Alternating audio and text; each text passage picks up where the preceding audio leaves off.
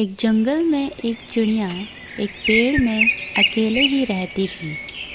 वह बहुत टाइम से बाहर भी नहीं गई थी क्योंकि उसने अपने लिए खाना बचा के रखा हुआ था। पर अब समय कुछ ऐसा था, उसका खाना ख़त्म हो गया था। अब उसे बाहर जाना था। उसके साथ और कोई नहीं रहता था, इसलिए वह बाहर जाने से डरती थी। अब एक दिन वह मन बनाती है, मुझे अब बाहर जाना चाहिए, मेरा खाना ख़त्म हो गया है, मुझे बाहर जाके खाना फिर से लाना पड़ेगा। और यही सोचते सोचते वह बाहर की तरफ चल देती है। वह कुछ दूर तक जाती है और उसे बहुत सारा खाना मिलता है। वह कुछ टाइम तक उसी दूसरी जगह पर रहने लग जाती है और अपना पेट भर के खाना खाती है। एक दिन उसे विचार आता है, अब मुझे अपने घर वापस जाना चाहिए, आखिर वो तो मेरा घर है ना। मैं बहुत खाना खा चुकी हूँ, मुझे अपने घर की याद आ रही है, मुझे वहीं अपने लिए खाना भी ढूंढना पड़ेगा। मैं ऐसे बार बार शहर आके खाना नहीं खा सकती, मुझे अपने घर जाना चाहिए। यह सब सोचते सोचते वह अपने घर की तरफ चल देती है। पर उसे क्या पता था, वह तो बहुत दूर जा चुकी थी। अब कुछ दिन तो उसे लगने ही थे वापस आने में। अब इतने में दूसरी तरफ की बात करते हैं। एक खरगोश उसके पुराने घर की तरफ पहुंचता है और वह उस घर को खाली देख के रहने का मन बना लेता है। उसे क्या पता था वहाँ पे चिड़िया पहले से रहती थी। पर जैसे ही उसे घर दिखता है, अरे वाह, ये तो घर खाली है, क्या मैं इसमें रह सकता हूँ?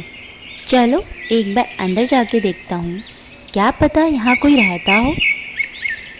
अरे ये तो खाली है, मैं तो इसमें आराम से रह सकता हूँ, क्या बात है, मुझे तो एक बढ़िया सा घर मिल गया, अब मैं इधर ही रहूँगा, यही मेरा आज के बाद घर है। अब खरगोश उसमें खुशी खुशी रहने लग जाता है। अब इतने में कुछ दिनों बाद चिड़िया वहाँ वापस आती है। अरे तुम कौन हो, मेरे घर पे क्या कर रहे हो? चलो बाहर आओ, ये मेरा घर है, यहाँ मैं रहती हूँ।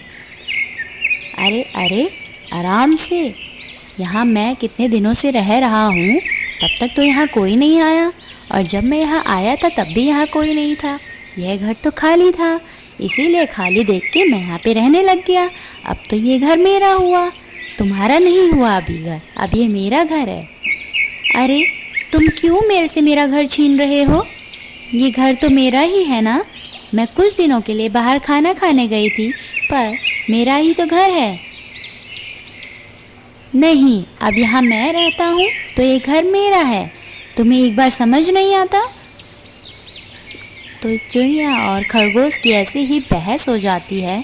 फिर वह सोचते हैं, हमें एक सरपंच के पास जाना चाहिए, वही हमारा फैसला कर सकते हैं कि ये घर किसका है।